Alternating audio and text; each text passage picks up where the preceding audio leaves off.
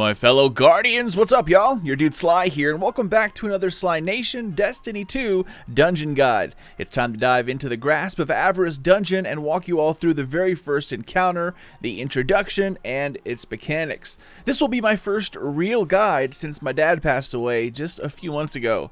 So I apologize for not being as active as usual, but I needed time to kind of set things straight, including myself. So I miss you, Pops, but enough talk. Let's get this bad boy rolling. So first, let's talk about the intro area, its mechanics, and then we'll dive into the first boss fight with the Ogre, Phry'zhai the Insatiable, in the rusted gangplank area, after I lead you on a tour of a bunch of switches and death traps to get you there. Now, I'll just let the video play on from this intro area after that, so that way you can just follow along and you won't have to die over and over again trying to figure out which of the switches to activate before getting into the first boss fight. The Grasp of Avarice dungeon is not only extremely fun, but fairly large in size as well, with tons of great things to loot. It's quickly rising to the top of the list. Alright y'all, so go ahead and launch the dungeon, and for myself, I used a primary shotgun, Vexed Mythoclast, and Threaded Needle with Frenzy and Boss Spec as my loadout. Now, if you don't have Vexed Mythoclast, any fusion rifle will do, such as Cartesian Coordinate, which is kind of funny. It went from like the worst gun in the game to one of the best, or another fast-firing fusion rifle like it. But be sure to have the seasonal fusion mod Particle Deconstruction on, as it is extremely overpowered. You can also use a sword with a fusion rifle and SMG if you'd like. The combo, really up to you. Even Sleeper is not a bad choice. The only thing I highly recommend here is a linear fusion rifle for heavy, but only during the boss fights. The rest is completely up to you. As for subclasses, the usual applies here, guys. Damage supers like Golden Fun, Chaos Reach, Striker Titan will all work well. For the main boss fights, use a bubble with Saint 14, or have a Solar Warlock with a Well and Luna's exotic boots on. The normal version is really not all that hard, but once you get to master level, it does take a little bit more teamwork, and that's when more of those damage supers will come in handy. Alright y'all, so within the dungeon there are two main mechanics that y'all need to know about. The first one has to do with faux exotic engrams. Kind of like the engrams from the Forsaken campaign, they drop from enemies and then start to turn red the longer they are on the ground. The deeper the red, the closer they are to disappearing. Now if they are on the ground for too long, they do not explode like they did in Forsaken, they just simply go away. They can explode under the right conditions, which makes things useful if you want to get rid of a whole bunch of enemies at once. However, you cannot throw them like in the Forsaken campaign, but this time around, you need to pick them up and collect as many as possible before they disappear. Now, picking up these engrams will do two things. First, you get ability regen from it, and the second, you get a status effect called Burdened by Riches along with a countdown. Now, this countdown is actually a countdown to your death. You can extend the countdown by picking up more exotic engrams, which will then reset the timer, or you can get rid of the countdown altogether by depositing them. And you do that by way of an altar of crystals. In the Skywatch area, the crystal is located within the loot cave itself. So grab as many engrams as you can from all the dead enemies, and then run into the cave when there is a break in the spawning. Stand as close as you can to this crystal like you see here, and then you'll start to notice the numbers declining. Now you cannot deposit them all at once, and you don't have to hold anything to deposit them. It just takes it off automatically, and it only takes off a few at a time. So just stand there until you get to 0.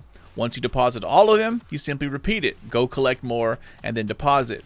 Not entirely sure how many it takes to fill the crystal. I think it's somewhere around 30 or so, but it might be activity dependent. I'm not a big stickler for small detail, so if anyone knows for sure, please comment down below. Once you have deposited enough faux engrams, the crystal will be pleased, and it is off to the next area. So that is the first mechanic within the new dungeon, and it plays out from this area onward. The second mechanic involves a Scorch Cannon, which we'll talk about in the very first boss fight coming up next. However, from this point until the Ogre, the first boss fight, the next area is all about traversal and avoiding traps set by a ghost with anger issues and flipping a bunch of switches, which is kind of boring to talk along with, so just follow this guide and we'll pick it back up when we reach the Ogre.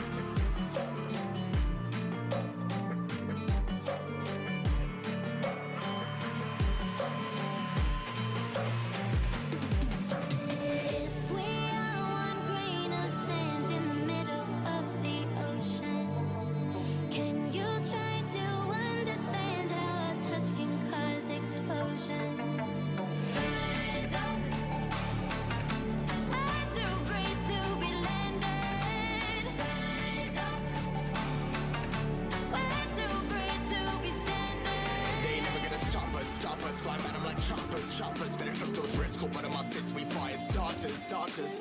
One out of a million will reach those heights. Always had a feeling that I won't deny that work. Never could toss. Look in my eyes, I'm on the rocks. Rise.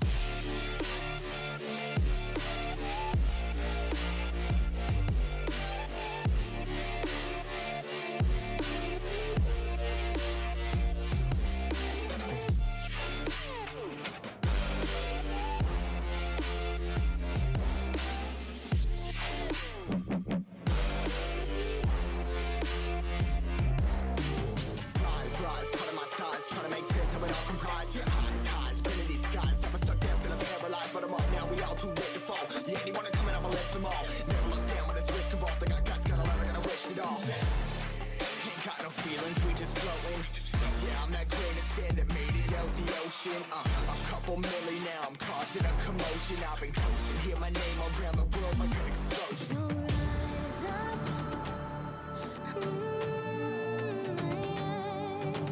rise up.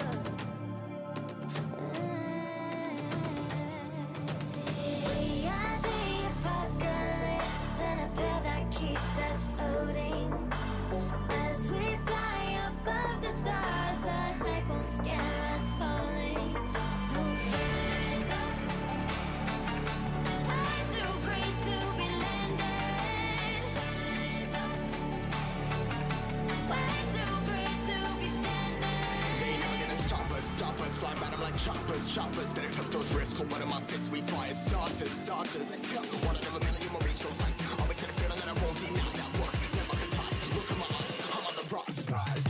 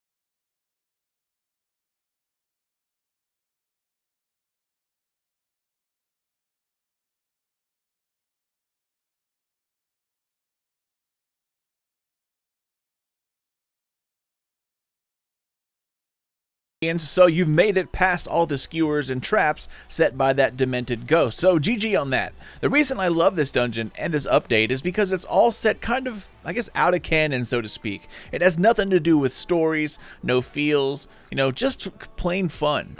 The new player event and the dungeon might have a small story like on its own, but it has nothing to do with the larger events at play in the Destiny universe. This is all simply about looting and having fun, the core of all Bungie games. In any event, let's dive into the first real boss fight of this new dungeon, where you take on Phry'zhai the Insatiable. For this encounter, again, you don't need anything special with weapons. I use a shotgun, Vex Mythoclast, and Linear Fusion. That's pretty much all you're going to need for this entire dungeon.